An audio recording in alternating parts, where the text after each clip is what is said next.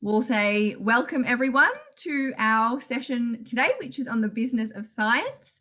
We're very lucky to be joined by Fiona Broussard. So Fiona leads the business development team in the Faculty of Science, and she helps to connect Monash researchers with industry and government for collaborative research and also for innovation. So her background is in physical sciences, and she has over 15 years of experience in the commercial, or 15 years of experience in, in STEM and innovation spaces with various roles in commercial and academic organisations. So we're very lucky to be joined by Fiona today and get to learn from her and her understanding of the Australian and global research landscape, and in particular how that relates to business development. So we've got two particular topics that we'll be covering today. The first is an introduction to the world of research income, including particular types of funding and why this all matters to us as researchers and particularly early career researchers. And then the second topic is around research pipelines and how business development contributes to the strategic direction of research within a faculty's portfolio, and what the BD team does to help us with, I guess, directing that portfolio. So in terms of questions, Fiona said she's happy to do questions throughout and at the end. So if you'd like to send your questions through in the chat, Fiona, if you just keep an eye on the chat and want to address the questions that come throughout. So what I'll find easy, if you don't mind, is just flag with me, just verbally tell me if Fiona does a question, because otherwise I'm talking at the rate of knots and might not actually notice what's going on in Zoom because I'm looking at PowerPoint. So help me, Margaret. Thank you for that lovely introduction and for inviting me today. I'm really pleased to have the chance to talk about my world, which is basically the business side of science. So once upon a time, I did wear a lab coat. I was a chemist. I worked in the chemical industry. And when I did a business degree in my late 20s, that's when I shifted to the business side of science. And so that's seen me working at CSIRO, at a startup, at a cooperative research centre, and Monash is now my second university that I've worked in. So I really love working with Australia's bright minds in STEM and looking to try to find how we can do more research. So let me just drive this presentation, and I'm trusting that you can all see this. So as Margaret said, some of the topics I changed what I was going to talk about ever so slightly. Margaret, I hope you won't be cross at me, but I tried to pick topics that I thought that you might find them informative and also help you to understand about the wider university sector that's beyond your own domains. So I wanted to talk about university as a business in inverted commas, and what is this thing called HERDC and why do we care about it? And then just to introduce you to what does a faculty BD team work and how do we fit into this picture of HERDC research. So let's consider Monash University and think of it as a business. So we've got two core business units. One is education, and the other one is research. So today I just want to focus wholly on our research business and what we collectively earn and spend in this space. So Monash is, I think there's 37 public universities in Australia, and amongst that we have amongst the highest research income or revenue, HERDC, of all of that list, and it's almost $500 million. So when, and I have to confess, I lifted this slide from the Monash corporate slide deck, so don't inquire about how those figures were generated because I didn't actually do them. But my point here is that our university has a major impact, economically speaking, not only on our state, but on our broader nation's economy. So we really make a mark on our society. We are a big place. So some food for thought, is the university really a business? Well, if you want to take a look at the facts, it's actually a public institution. So Monash University is covered by its own Act of Parliament, and this sets out the objectives, the powers, the functions of the university. If you want to know what we're actually called in technical terms, it's legal terms, incorporated as a as a body politic and corporate, which basically means we're a public corporation that's got powers invested in it via government. So we're public, but we have to act like a big business for for optimal and responsible operations. So we are not for profit, we are exempt from income tax, but we have to abide by freedom of information, which puts obligations, and I can talk about that as an aside if you're interested, on us as employees. We have to operate as good stewards of the public resources and funds. But because we're so big, we actually have a board, which in university parlance is called the council. And we have a president, which again is the VC. You can see we have a corporate structure. We have an annual report that's published on the web. We have to comply to all the federal and state legislations and have policies and procedures to account for all that. But furthermore, we have a really big human footprint. We have more than 16,000 employees and more than 70,000 students enrolled. So collectively, there's 80, 90,000 kind of people in that bubble that is Monash University. And when you compare that to something like, say, the Coles supermarket chain, I think they have about 110,000 employees Australia-wide. So you can see in comparison, we're a big place. And you might not know this, but we actually have an annual turnover of $3 billion. So we have to act like a corporate just so we can manage our financial obligations. So I just wanted to take an aside here and understand that as people who have got scientific background, that often you don't actually have the opportunity to learn about financial terms and understand what they mean. So I thought that I would take a moment to talk you through some of the fundamentals about how you measure financial performance for a business and organisation. I've lifted this straight from our report. Oh, Siri's trying to talk to me here. I'll be quiet, Siri. So when we look at the financial position of our organisation from last year, I can see that we had what was called a net result of $352,000. And what does this mean? So this is kind of like a profit, but because we're not a for-profit organisation, we call it a net result or a surplus. And how did we work this out? Well, that comes from all of the income that the university receives, minus the expenses that we undertook in order to deliver the work that we do. And that's how we arrived at that. So a measure of an organisation, a university's financial performance is, if that's positive, which it is, we're doing a good job because we're spending less than what we're earning. So in household management terms, it's like living within your means. And then another way to understand how a university or an organisation is performing is looking at what are known as assets and liabilities and equity.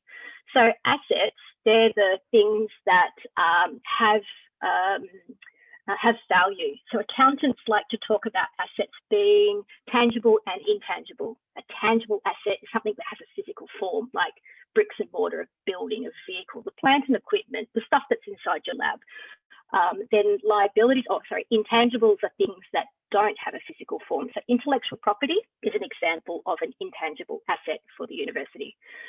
Liabilities, so they're the things that we owe money on. So we might owe interest to banks, we might have accounts that are payable to other organisations, there are liabilities, and also staff costs, the money that's saved up for when you want to take leave and long service leave, etc. Those provisions. So when you take that away, then you have the net position, and that's called equity.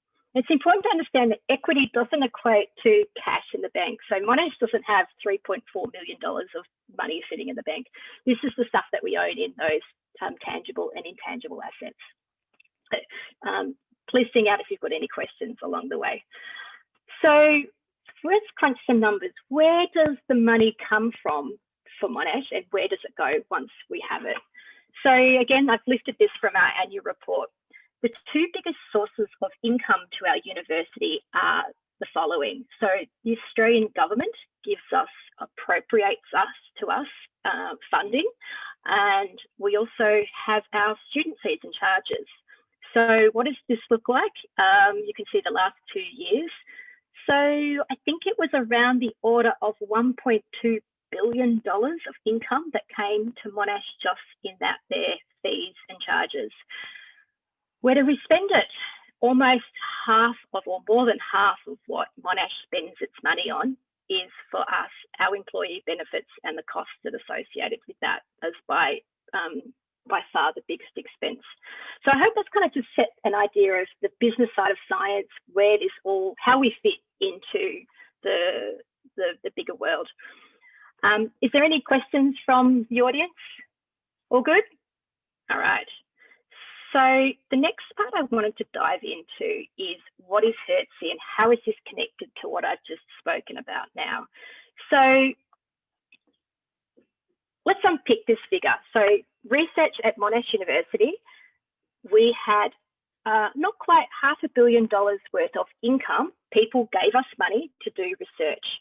So where does that come from, and how, and why does it matter? So Monash, in getting that $458,000, it comes from different sources basically, and we call them HERDC categories, and it's an acronym, Higher Education HERDC Data Collection. And this is the way the federal government assesses those income sources to us. And you might have heard words like Cat 1, Cat 2, Cat 3, Cat 4. There's 4 different categories of HERDC. The first one is what's called Australian Competitive Grant Income. So this is your ARCs, your MRFs, your NH and MRCs. So those big government programs. When we get money as the university, it's categorized as Cat 1 if it comes from those sources. Category 2 is all other government money. So it might be Federal Department of Defence or state government of Victoria, human source, whatever the human services department's called. They changed their names and I've forgotten right now.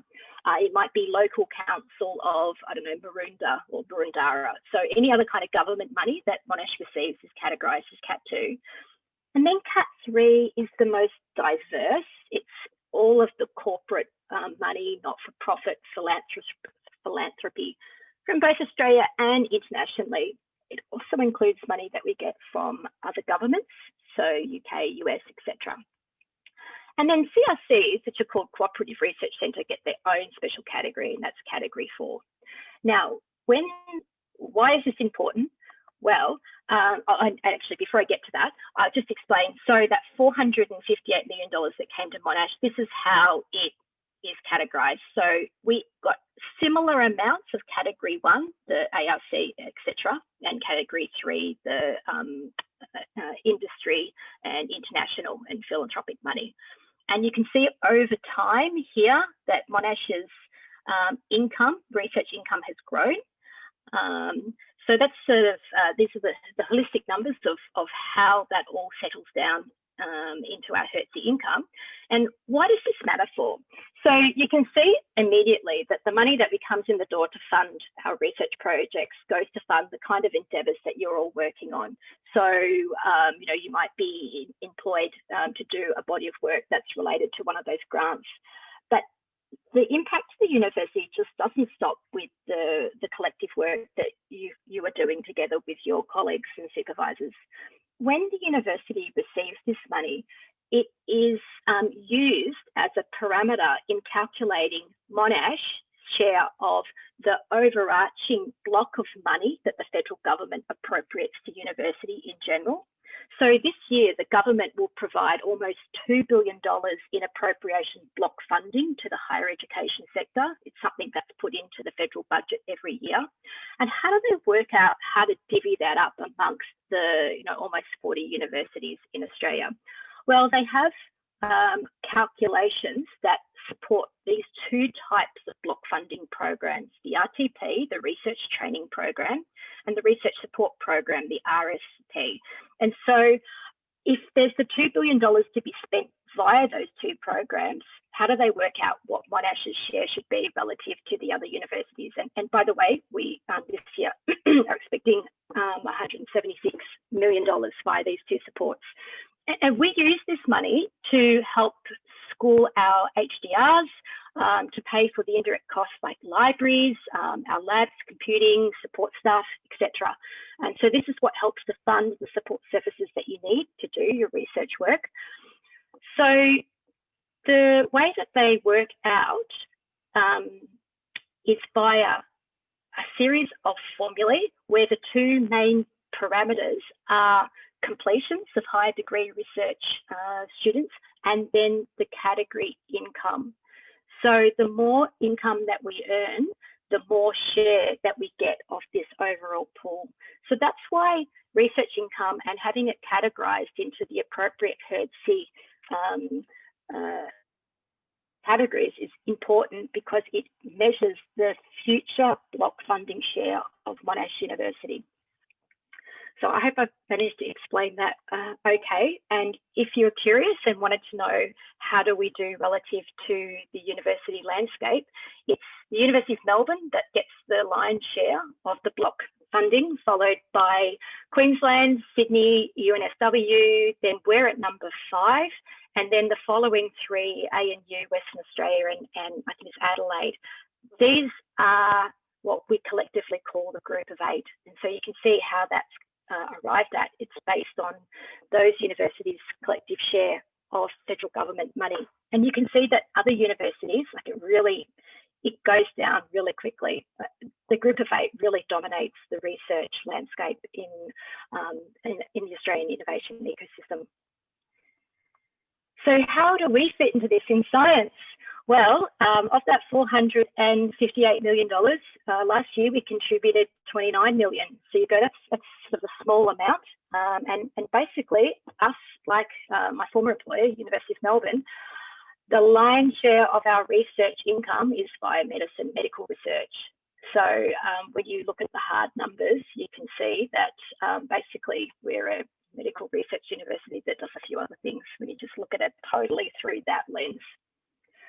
So that sort of brings me to the end of how I wanted to describe what were the environment, the landscape that we find ourselves in. And I wanted to then next move into what part does my team play in all of this? What does the Science BD team? So before I move in, I'll just check again. No questions? Nope. Okay, good. So our Science BD team is small. It consists of myself as the Senior Business Development Manager and my colleague Adam Wizaneski, who looks after our contracts and the pricing of our commercial work. We sit in the head office when we're on campus, and our role basically is to help find more money to do more research. So we are interested in sustaining and growing a pipeline of research opportunities and partner relationships. So we recognise that in our world, from great aspirational idea to executed contract, it's a minimum of a couple of months. And sometimes it takes years to grow and sustain those relationships. So we need to have a pipeline approach that we're feeding and expanding that all the time. So we are about building connections with industry and government stakeholders who are looking for our expertise and our infrastructure because they need to fix something or avoid something or accomplish something, and science and innovation is where they can find their solutions. So we bring expertise in complementary to what our research colleagues in the schools are doing, strategy, market intelligence, prospecting for partners, doing due diligence on them, the proper costing and pricing of our research work, negotiating the necessary contracts and getting them put in place, and also feeding into the intellectual property pipeline. So we, as I said, there's 2 of us. We've got 5 schools, 200 academics. I work directly with our heads of schools and research directors. Sorry, I'm going to lose my voice.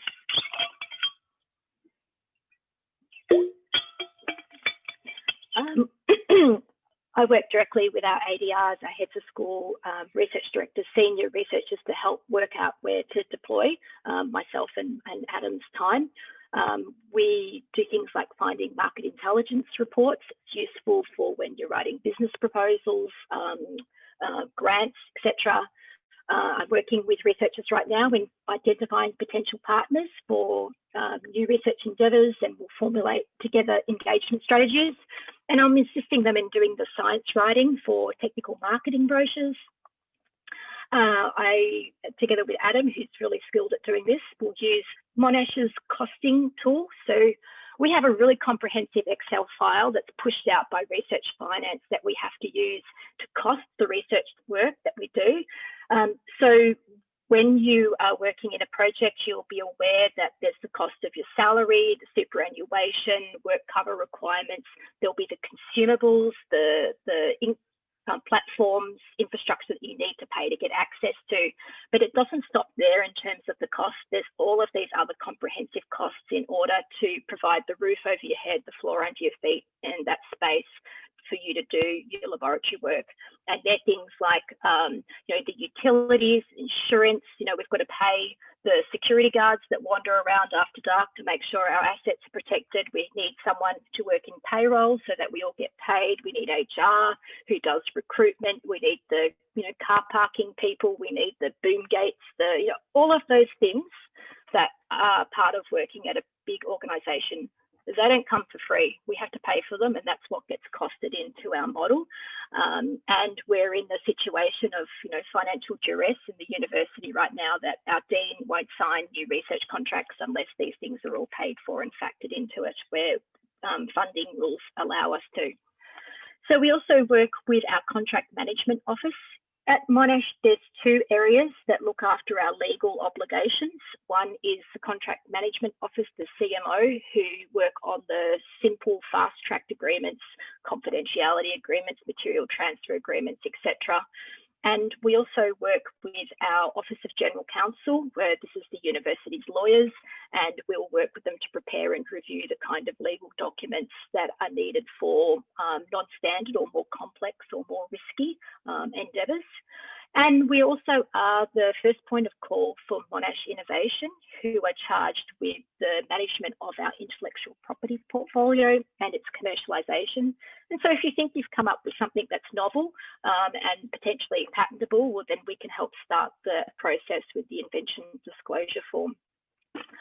Okay, I think that I have covered everything that I wanted to talk about, and I hope that that's been informative. And if you've got any questions, then I'm happy to take that on board.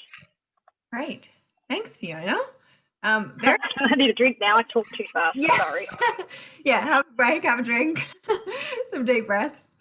So much information in there, and it's a lot to sort of get your head around, and probably something that a lot of us don't generally think about. Yeah, I was aware in preparing this material for you that it's something that when you work as a scientist, you don't really have that. It's not in the intersection of your world. And so while you might have a general awareness, it's just something that's not in your everyday world. So unless someone actually sits you down and says, this is how it works, you won't know. Yeah. So we've got a bit of time for discussion and questions. So I'd invite anyone who's present, if you'd like to, you're welcome to turn on your cameras and turn on your audio and ask some questions. I might just fire it up with one. You mentioned that you guys help with costing research projects. Are you and Adam able to help us, ECRs with costing projects for grant applications, or if we're, looking to get industry funding or that sort of thing? Yeah, so it needs to go through who your supervisor is. So it needs to be someone who is, of that, I guess, the seniority. So yes is the short answer. But it just needs to make sure that it has the support of the person who you're, reporting to.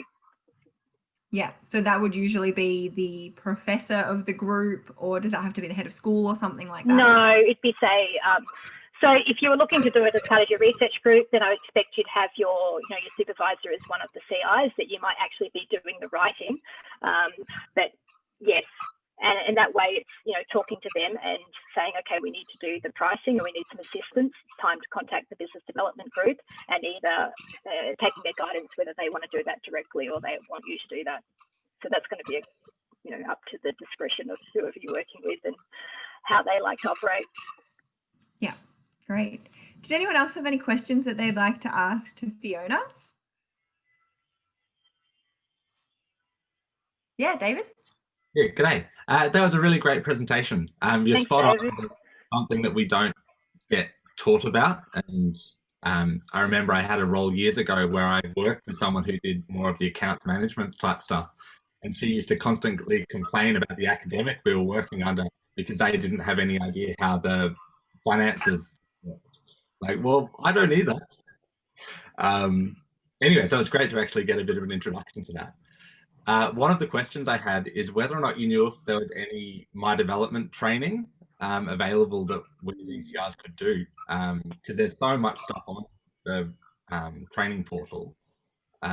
If there's anything in particular that might be relevant to this. Yeah, right. In this kind of space, I don't know if there is. I haven't actually looked. A lot of the stuff that I've learned, I have learned this on the job. No one, like I didn't do this as part of my MBA. I never did any kind of modules. I've learned this stuff just by, I guess, osmosis. So I guess that's kind of a fair point. There isn't material that you can easily read about that says this is the stuff that you need to know to succeed here. Yeah, like a business 101 for the aspiring academic would actually be a really useful course. Yeah, might have to follow that up and see if we can get something organised. Do you know what? That I would suspect that I've got business development colleagues who don't know this either, what I've just shared with you, because I found myself explaining to this in my former employer, explaining to people, you do know how university uses HERDC income for block? No. So it's something that's missing. You're right. Yeah, Mel?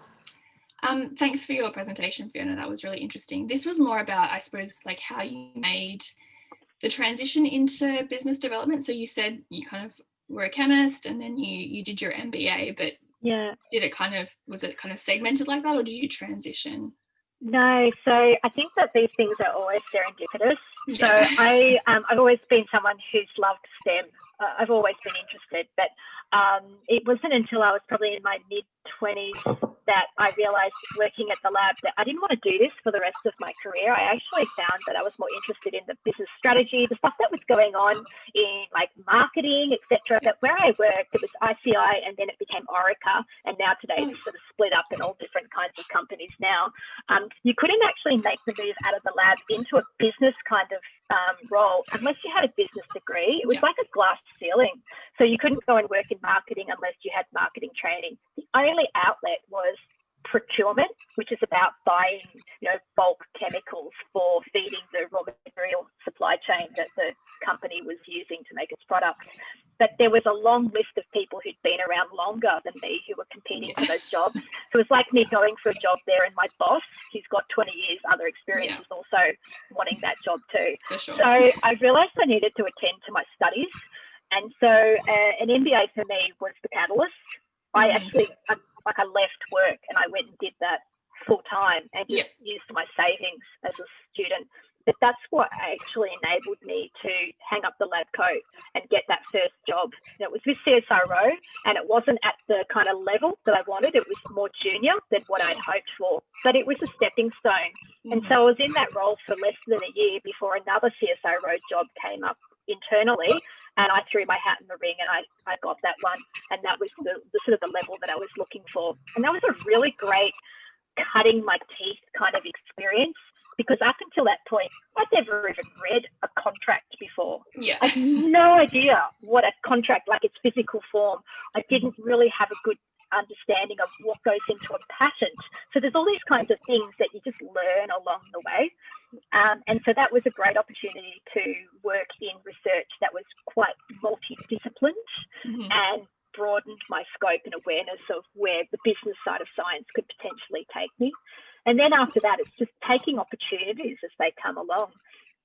The one where I worked with a startup, it was really, okay, CSIRO's in this spin-out startup-y kind of research venture with these different partners. I think there was like 6 or 8 of them. And the person who's the acting CEO needs someone to help, you want to go and have a chat. And I did, and I got the job.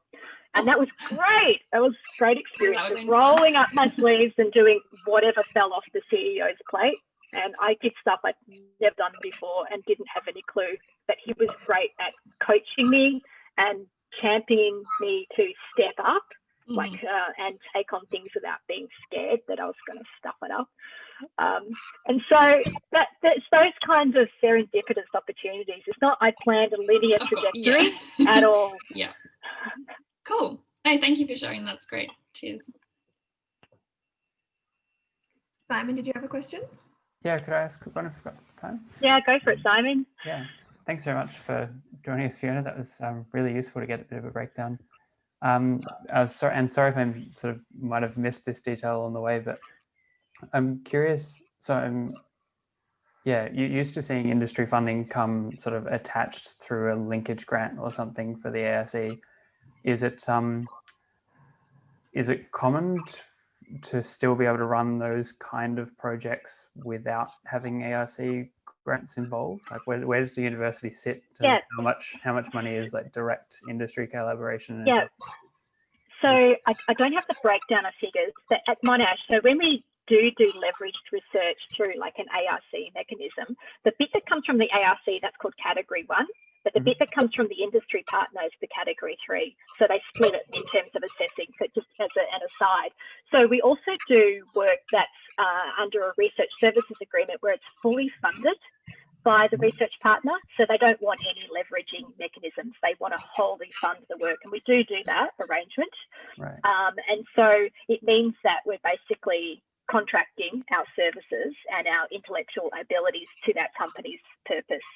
And we would have our contract arranged so we have payment, like full payment to cover the costs of the researchers, the project equipment costs, consumables, and also those overhead charges that I alluded to before. And who owns the outputs, the milestones, then that's the negotiation.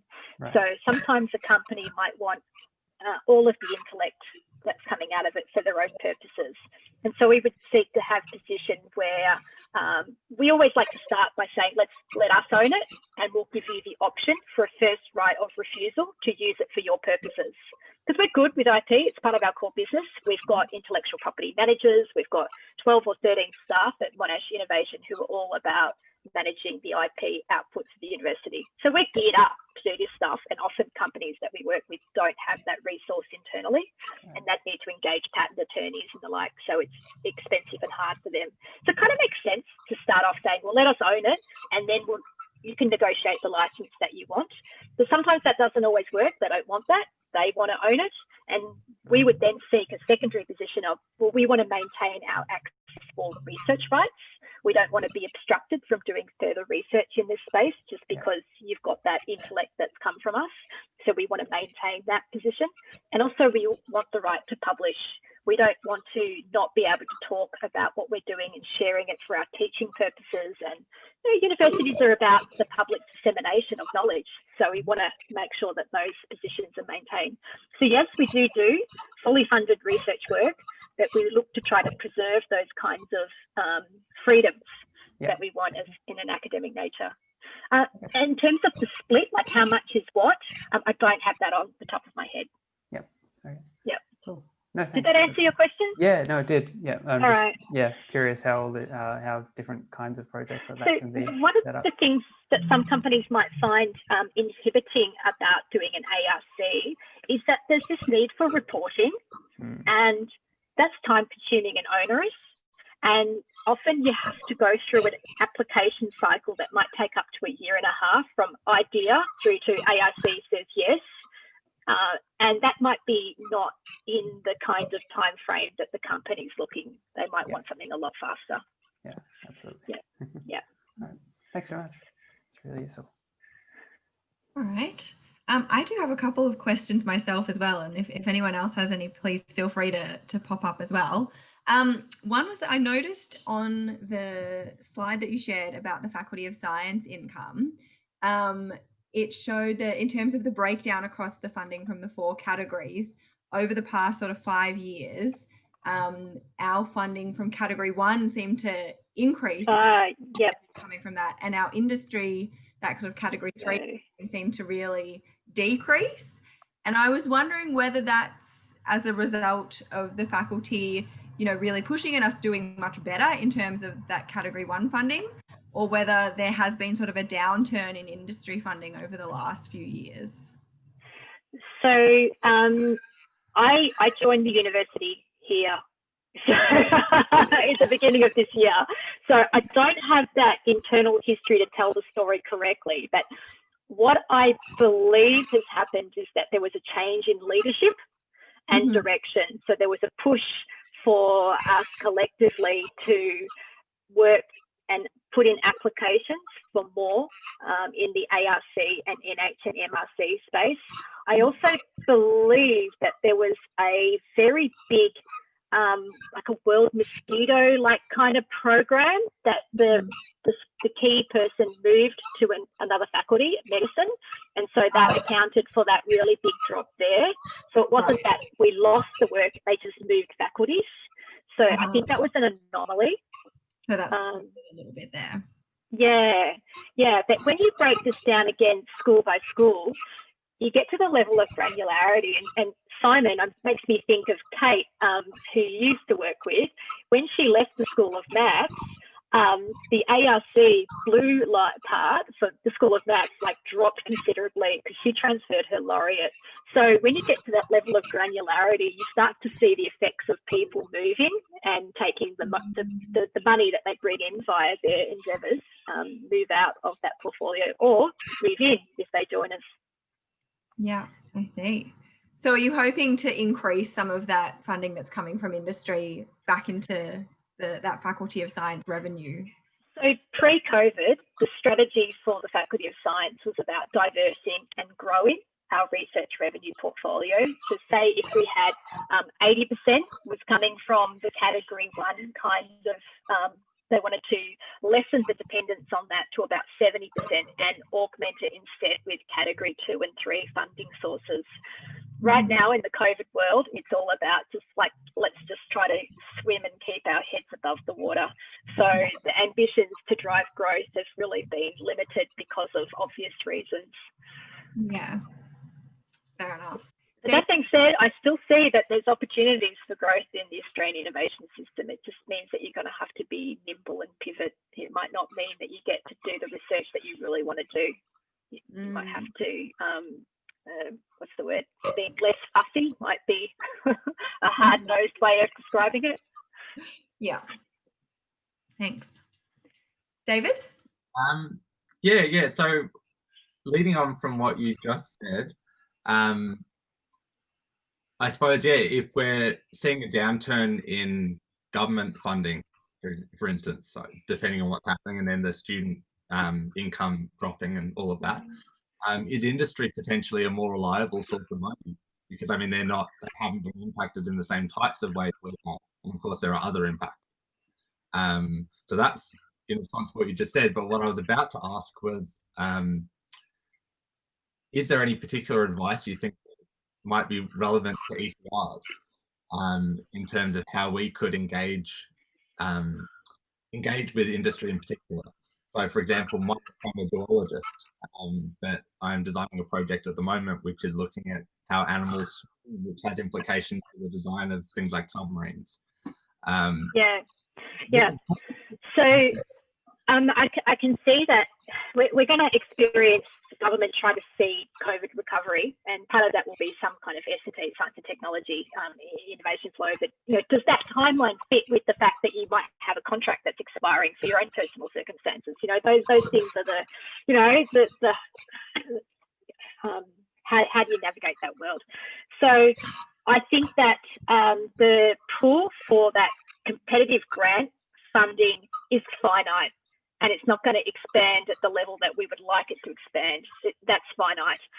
But I'm seeing that there's parts through industry and other parts of government that are looking to try to seed recovery kind of programs and investment in this area. So, for example, this morning I spent an hour with colleagues from DST who were talking about their needs in the energy space. And one of the things that they were saying that, we have a headcount cap of 2,000 scientists and engineers within their organisation. And in the next 10 years, they're going to have up to 50% of those people retire. And one of the problems that they face is that they have to employ Australian citizens. They can't have the choice that universities can have of the global workforce. These people who they employ must be Australian citizens. So what do they do for their workforce? When they're limited to the pool of Australia, and they're limited again because they need technical and scientific experts in certain fields. And so they have a workforce problem for the next decade that they've got to look through, but not everybody wants to do defence work. So, you know, I can see that there's opportunities, but it means it's got to be aligned to your moral compass. And, you know, you're going to have to be constrained to work on the things that they want you to work on, not your free choice. And that's what industry and working at CSIRO, that's what it's like. You don't get to pick the things that you are academically and intellectually curious about. You've got to do what's wanted. How do they communicate that? So how do you work out what you want? So that's conversation. That's all through relationships. So one of the things that was an outcome from my meeting today with DST is the pulling together 2 further workshops in the energy space. So one's all they had needs for materials for renewable energy, you know, hydrogen storage materials, battery materials, and so one of my jobs is to convene a level so several of our key academics in Monash, together with their peers at DST, and put them in a room together, a Zoom room, and say, okay, let's talk technically. And then from that, look to seed potential new research endeavours based on what are their needs, us listening to them and responding, how do they align with our talent and our interests, building something from the ground up and co-creating a project. So that's listening to their needs is what we do.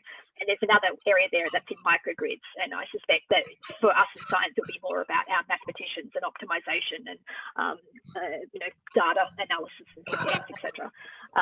So it's about listening to those needs, and you can only do that when you've got a relationship. So you can start to see why a pipeline takes months and years before you get an executed contract. And that doesn't necessarily align with an ECR who's on a fixed term contract. It's hard. Yeah. Those relationships sort of take a long time to build, and we don't really have that often. And one of the failings of the university sector is that we don't have this kind of talent pool that our ECRs, who are, or even our you know, mid-career people who want to be career researchers.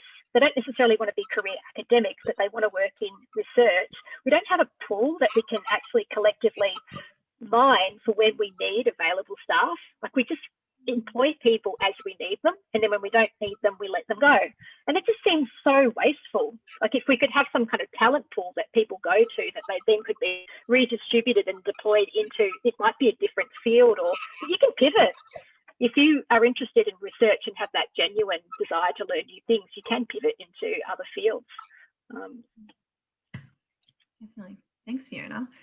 Just sort of along those similar lines, I guess, and this might be quite similar to what was asked before, but as sort of individual researchers and quite early in our career now, is there anything in particular that we can be doing to sort of find potential partnerships in industry or in government that kind of align with our research interests, or that we can be doing to start building those relationships? So I would recommend something that's a bit of a higher order of magnitude here. So not quite as granular as trying to find you know, money to do research. I would encourage you all to nurture your professional networks, because the people who are on this screen now, the people who are in your ECR network, they are all the foundation of people who you're going to be working with for 10, 20, 30 years time in your futures. And so I think of the people who I'm connecting to now for my job, they're people who I have met along my life's journey for the past few decades. Hello, pussycat. And so I would encourage you to nurture your professional networks. So what do I mean by nurturing them? Like, what do I do to nurture my networks right now in lockdown? I'm not going to the networking functions. There's no after work drinks. There's no industry seminars in the city where you go to some lunchtime thing and schmooze. But there's none of that happening. So I pick up the phone and I call people who I haven't spoken to for an eon and go, hello, such and such, my old honours buddy who now works at Optus, you know, and I'll talk to him for half an hour. And I repeat that throughout the course of the week, the month, the quarter, the year. And so over the passage of time, we've been in lockdown now for, I've lost count of how many months, but I've not attended networking functions since, I think, February. But during that time, I've probably had, you know, more than 50 phone calls that have all been about nurturing my professional network. So it's just about ringing people and saying, hi, how you doing? And keeping that fresh and alive. Then I can use that when I have something that is work related. and it's not false. There's a genuineness to it because I have maintained that network. I've nurtured it. Yeah. And it's really useful, I'm finding now, when I'll have someone like, I don't know, a colleague parent in chemistry saying, you know, Fiona, I'm looking for a connection in ... I'll, you know, look up my LinkedIn profile and go, oh yeah, I know that person, and I'll call him, and then he'll connect me to 3 other people. And my colleague parent's like, Fiona, thank you, that was great. Yeah. And so, I mean, can we use people like you to help us expand on those sort of networks if we sort of, you know, for example, are like, oh, well, there's this company who's doing something similar to what I'm researching in, you know, do you know anyone from this company? Or yeah, I do that amongst my professional network, and especially at Monash. I'll ring or talk to my peers in other faculties and say, oh, you know, you're talking to someone at CSL right now, and, you know, who would you recommend? Like, we'd discuss kind of connections that way. And I would, if it, you know, they seem open to it, ask if they can do an e-introduction. Yeah. So we could use the business development team to sort of help us with introductions or that sort of thing. Yeah, where it seems appropriate. Yeah. Yeah. Okay. Did anyone else have any other questions for Fiona? No one's little cameras? No? All right. Well, thank you so much, Fiona, for this. You're welcome. I know I found it really interesting. I hope everyone who is here has also found it really interesting, and yeah, just sort of opened our eyes a little bit to that other side of science that, you know, I think is particularly important if you do want a career in academia and research, to understand that side of the business as well as actually doing the research and doing the science. So yeah, thank you again, Fiona. All right, you're welcome. I'll leave you to continue on your afternoon, and happy to hear from you if you want to reach out and ask further questions. Great. Excellent. Thank you so much. See you later, everybody. Okay, bye. Thanks, bye. Bye.